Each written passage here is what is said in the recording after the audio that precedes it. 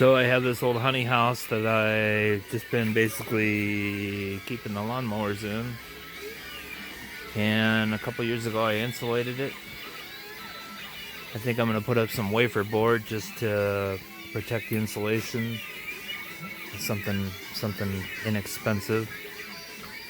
And I ordered a wall furnace for it, propane wall furnace. I'm probably going to put that over here somewhere.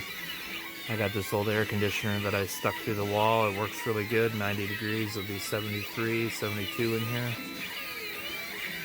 Still got to get permanent power, but I have the breaker panel mounted. Got a few LED 4-foot lights. Got to get a couple more for back here. I put outlets every 4 foot in the ceiling. Probably overkill, but that's how I do it. And then I really overkilled it with the outlets. Near as I can tell, you never have enough outlets. So this is going to be my workshop. Here's my CNC router that I built years and years and years ago, and it's just been sitting in the basement doing nothing.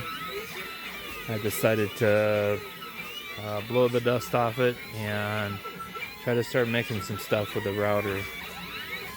Here I tried to do an image carve, but I just don't have the right bit in there.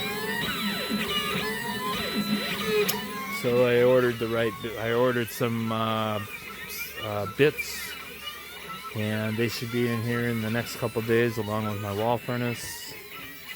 And I think we'll spend the winter cutting out some stuff on the router. Maybe we can make some money at that. And then I got my incubator that I used to raise queens in. Everybody remembers that, I'm sure. And now